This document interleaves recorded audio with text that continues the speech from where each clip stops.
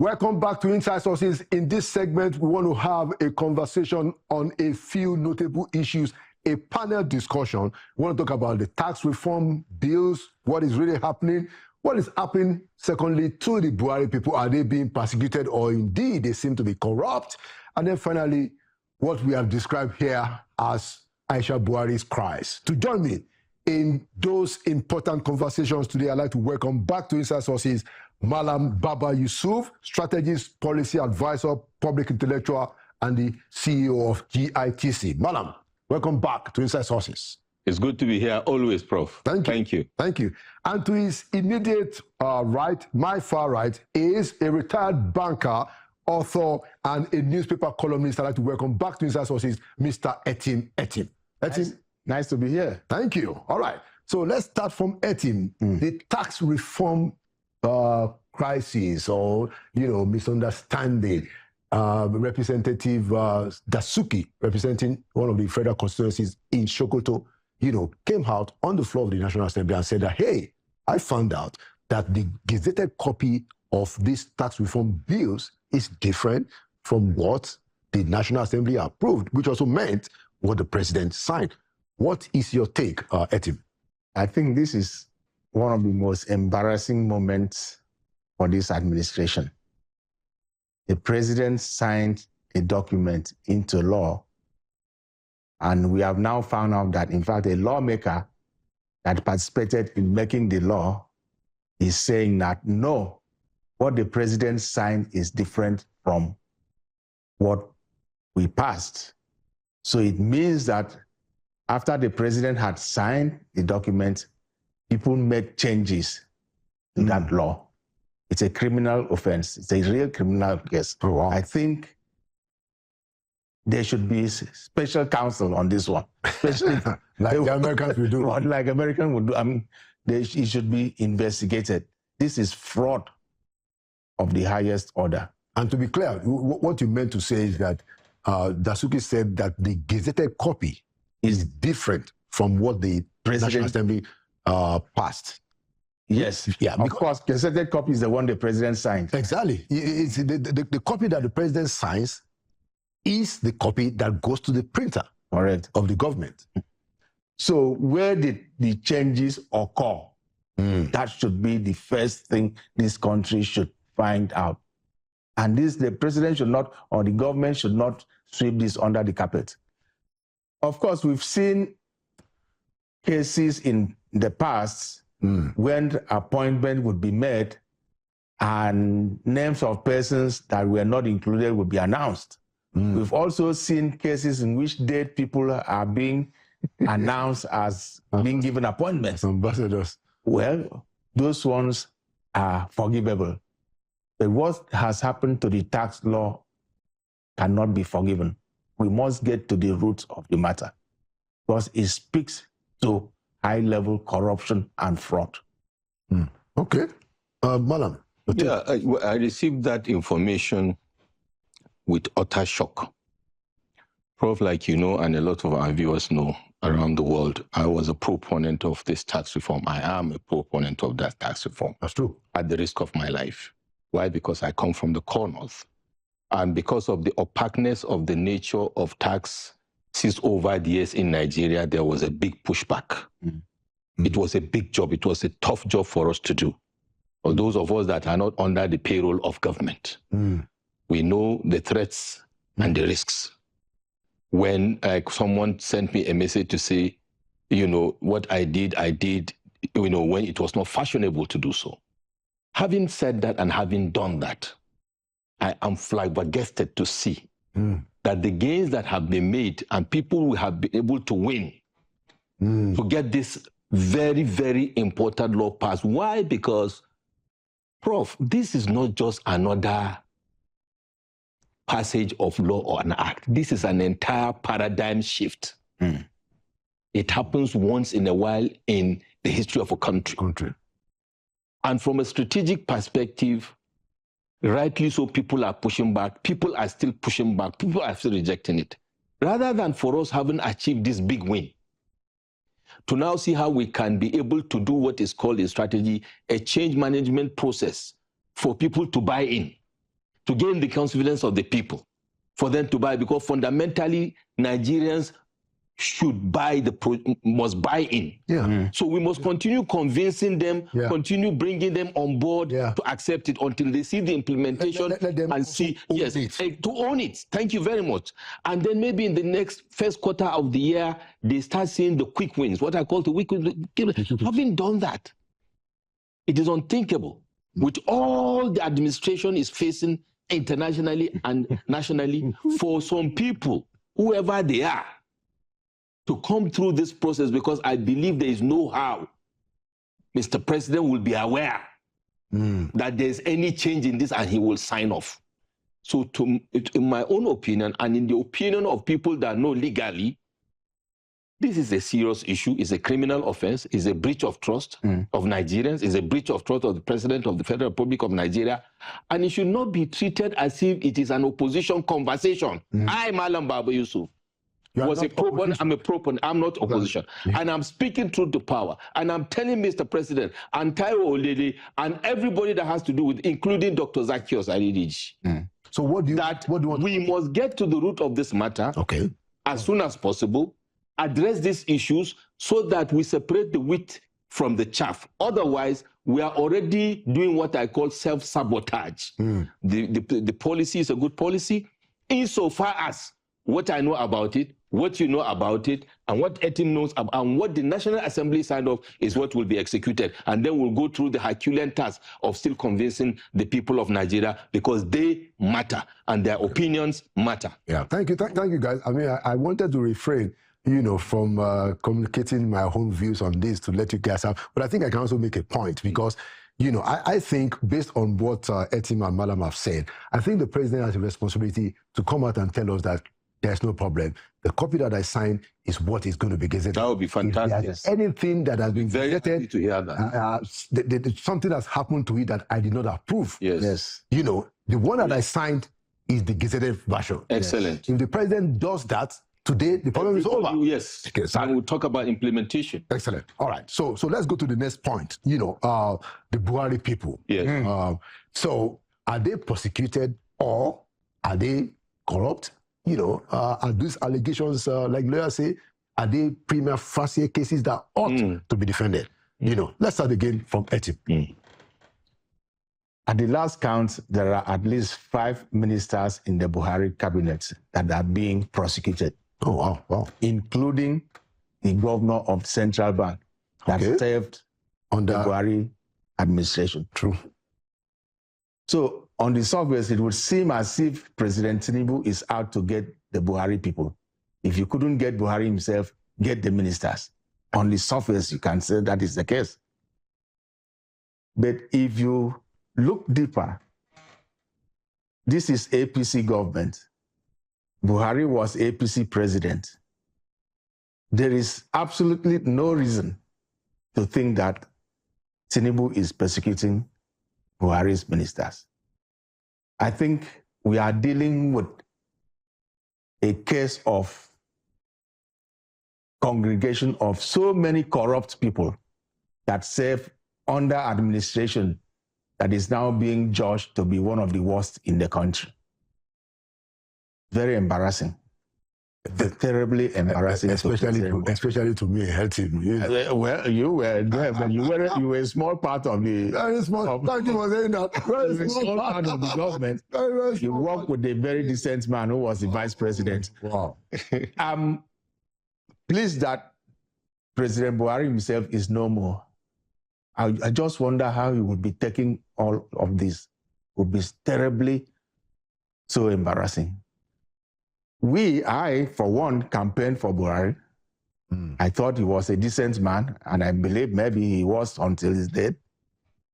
Maybe he surrounded himself with too many bad people, or he was too weak to control what these people were doing. I mean, look at what Malami is being accused of. And Malami was one of the key cabal members, close to the president. Was the president not aware of what was going on? Look at what the governor of CBN is being accused of. All over, all other ministers. it makes me wonder, okay, so what will happen when this administration goes? Are we going to see those ministers also being persecuted? Or is this the end of the run? The end of the road. Okay. Thank you, Eti. Madam. Well, you know, it's a sign of our times, Prof. I wouldn't want to call it persecution, even if it is. It is time, even if it is, because I'm not saying it is. Yeah. The way I see this is that if people don't want to get burnt, they shouldn't go near the fire. If we want to see a clear case of persecution, is where the cases are highly circumstantial, the cases seem to be fabricated, right? It appears people are just making up things to attack people. But all the cases, I dare say, with profound respect to the judicial process of until proven guilty, Right. but I dare say, with my pocket knowledge of the law, prima facie cases have been established against all these principal players. One on the hot burner is the former Attorney General Minister of Justice, Malami S.A. Right. You have the former Minister of Aviation, you know, Hadi Sirika, you have the former CBN Governor, and all of them. And if the opposition are saying persecution, like Etim said, members of the APC are there, members of PDP, APC, whatever, Ngige is there, everybody is there. So what I want to see politicians coming to say, Ngige is there, he has been granted bail. Yes. I want you to come and tell me in clear terms that you didn't do this, or for us to know. You see, the interesting thing about Nigeria is almost everybody knew what they were doing anyway. What is crystallizing are the details. And then for Malami and others, they refuse to recognize that power is transient. That the day you are given appointment has expiry date, just like the day of our life has expiry date. So they forget, and when they go in there, they forget themselves. Today, Malami is accusing this government of what he has done plus 5. Yes, because personally, there is a case I know, and I have the letter from Malami. Somebody wrote on his behalf on a matter that is very crucial in this country, that has to do with national security, that has to do with our economy. And the letter is basically telling me to back off. This is the man that is shouting, telling us injustice. We know all he has done. So for me, let him go and have his day in court and deal with the issues and stop this whining and shouting and saying people are after him because he was after other people too. And that is the cycle of life. Politicians should recognize, leaders should recognize that these things have time. Use your time very well. Do your job very well. If someone is persecuting you, it will be very clear. And naturally, providence will play out and you will be exonerated at the end of the day. Correct. But the way Amana Malami is going, I'm even disappointed because real men don't whine this way. Absolutely. And, you know, I can agree with the last thing you say, you know, and both of your points are very critical. You know, I belong to a group of, a WhatsApp group of some of us that were in government, you know, and when the issue came up, of course, most of us were shocked, you know, and what the point is that, look, be a man up and defend yourselves, right? You know, defend yourselves, you know. And he's a lawyer. He's senior advocate of Nigeria for that matter. You know, I mean, it's very interesting. Final discussion, you know, just so we can cover everything. I think we are doing very well. Great. You know, I think it is a team that described this as the cries of former First Lady Aisha Buhari. so this book has been written by Dr. Charles Omole, you know, and it's brought out quite a lot of revelation. I'm still reading it, and it's still a lot. You know, some of the comments that I have seen there are quite, I find them very, very outrageous. For instance, I think it's not serving the memory of the president very well. You know, whether I agree with them or not, it doesn't serve his memory well. So on this one, I'm going to start with Baba, and then we go to Eti. What's your view on this book? I will take it from what I said about this former ministers and all that. Leaders should reflect on what legacy they want to live as they are reflecting on their ambition and vision. And that's not just the president, every one of us. There's time to start something, there's time to finish it, whether you are alive or not. President Muhammadu Buhari, may God bless his soul, he is gone. So, amen. President Umar Musa Yar'Adua is gone, may God bless his soul. Amen. And then we have President Jonathan, we have President Obasanjo, they are there. And we have President Tinubu in power. What this should be the guiding light to people is he will leave this office. And you see, the point here is you cannot control the tongue and the pen with which people write about you. Of course, yeah. Largely so, everybody must not love you. But how you pretend over issues that God has entrusted in you will determine what plays out, whether you are alive or not. Now, this is a very interesting case study for all of us. President Muhammadu Buhari has left, and we have seen 3 to 4 books or more that has come out. In fact, it's a jamboree of books now. Everybody is writing books. You know, interestingly, some of them look commercially inclined. Some of them look like they are sanctioned.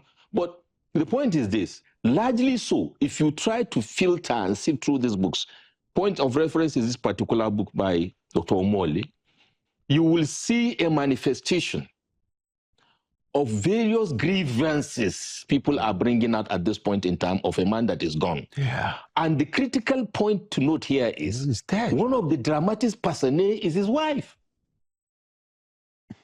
Is his wife. Very key. That's and then the dynamic, yes, and the dynamics within his immediate family in the president. Of course, we all know in every palace there are intrigues. If we say they are not, we are kidding ourselves. In every palace, and the presidential villa is a palace, there will be intrigues. But how it plays out to the extent that the leader himself, may God bless his soul, how did he manage his home front? How did he manage his administration? All these people that are shouting they are catching out, worked under his watch. I know he had a mantra, I am for everybody, I am for nobody. And it turns out that mantra is haunting him. You can't say that in life. You must take a position as a man. And as a leader, like Brother Etim mentioned, he supported him because of that. A lot of people did that. And a lot of people still do that. But there's a difference between charisma and the strength of character, gentlemen and ladies. The strength of character should follow your charisma for you to leave a legacy that will envelope or swallow all the negativities around it. Charisma alone could belong to anybody. Even the devil is charismatic. But the character of a leader that sat on an administration, that we are seeing this thing coming out from his immediate, because otherwise now we would have seen lawsuits, libel and all that. Now that should be a learning point for us. Buhari is not here to speak. And to also land on that, to be honest with you, if General Buhari, may God bless his soul, former President Excellency, is alive, he really would not care if they arrest everybody, including his family members, because on that count, he has told you people, I'm for nobody, I'm for everybody. And then he has told them categorically, you are going to account for what you have done. What I have, I'm not happy with how he ran this thing is the box stops on your table. You don't speak proactively about responsibility. You speak proactively and act proactively about leadership, about responsibility. You don't have to wait until somebody comes to do that, because we wouldn't have lost the money we have lost in the country. The economy wouldn't have gone the way it has gone. And there are people that would have had better opportunity to serve him as a leader and to serve our country. And it's a pointer to the fact that no matter how bad the family issues are, I think it is important for people to try to keep it quiet, because indeed, whatever rubs off President Buhari negatively will rub off on Aisha, my dear sister, and you have children and you have grandchildren. Thank you. Thank you, Malan. Last word, Etim. About 600 pages, this book. Most of the pages are dedicated to the life of the former president. Traces his career from military to politics. But the most controversial part, and perhaps the most interesting, is what his family is saying, the wife in particular. Aisha Buhari is saying that the president was so paranoid that he even thought that she was going to murder him. that is a clear case of paranoia or bipolar disorder. If indeed that is what happened, and the president was locking the wife from the other room, out of the other room, then we had a very serious problem in our hands. I think the lessons to learn from this are the president's health, the leader's health is very important. Mental health, physical health, very, very important. And we should take it very seriously going forward. Whenever the president, and that is why other countries take this very seriously, presidents go through annual medical examinations to determine. And often made public. And often made public. That's there are correct. issues. That's correct. Till today, the Americans are still talking of the health of the former president, Joe Biden. And they costed them the chance. Correct. Yeah. So we should put in place in our democracy the need to examine the health of the president. That's one. Okay. Two, the inner workings of the presidency, who surrounds the president. I mean, we mentioned the cabal, and the cabal is well spoken of in the book. And there is another minister. Mostly criticized. Oh, yes. Mostly criticized, yes. Solomon Dalong, who served President Buhari as youth minister in the first term, has written an article that he was so frustrated from seeing Buhari that one day he went to the president after FEC during lunch and complained to him that he's written 5 times to see you and he was disallowed. And you know what the president told him? He said, and I'm quoting Dalong, even if you write 100 times, those people will never allow you to see me.